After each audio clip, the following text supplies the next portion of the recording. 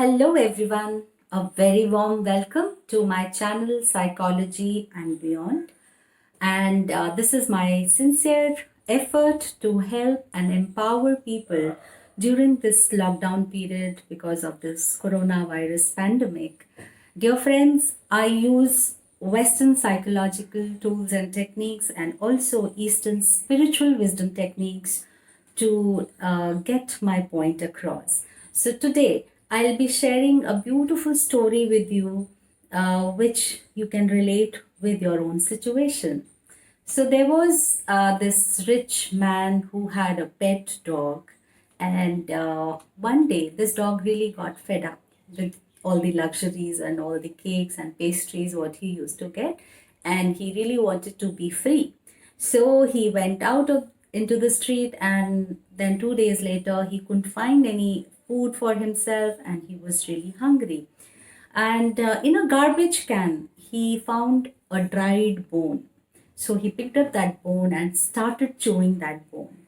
And that bone really hurt his gum, and his gum started bleeding. And when he tasted his own blood, he sort of started liking it. And he thought that bone is the source for that blood. And he further sucked on to that bone, and then he kept on chewing it. On seeing this scene, another dog who was passing by came near to him and asked him, "What are you doing, my friend? You are hurting yourself. You are chewing and sucking your own gum."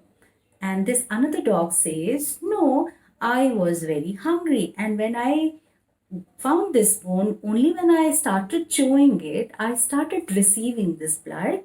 And hence, this bone is the source of my pleasure and my happiness." Well, that was this dog's logic. So, dear friends, we all are locked down, and most of us, we are in a very comfortable position that basic safety and security is all taken care of.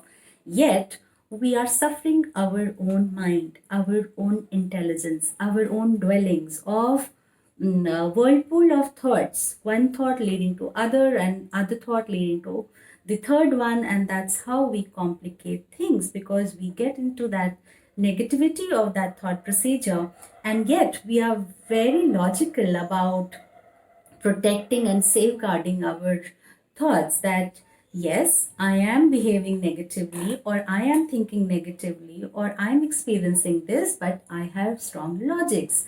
For my fears, I have logic. For my scarcity, I have logic. For my for my anxiety, I have logic, and these are very genuine logics. And we don't want to get beyond those logics because the logical mind, the conscious mind, is the mind which is always protecting and procuring for the future, or it is operating from the past. And the wisdom is in the essential and existential understanding that yes, you can plan, you can be safe, you can be protected, but yet you will have to let it go at some point in time because you really cannot control everything. It is the human ego. It is our mind's understanding that we can control and take charge of anything, and we can really secure everything. We can't. There is a certain understanding that we can procure and manage and protect basic things, and after that there is something which is beyond us, and then at that point we have to let it go. Otherwise, if we keep defending our fears, if we keep defending our scarcity, if we keep defending our pains, those fears, and those logics are eventually going to kill us and eventually going to take us into that loop of negativity and suffering, which we don't really want. So, dear friends, I hope we all would take a step beyond that logic to understand whether this logic is really serving me, or do I need to question this fear of mine, to this anxiety of mine, to this negative emotion of mine. It is not to be shunned. In yesterday's session, I talked about embracing our negative emotions as well, because in energy, there is nothing negative. All the emotions are actually the messengers which have come to us to convey some important message. And if you fail to receive that message, the entire game is lost.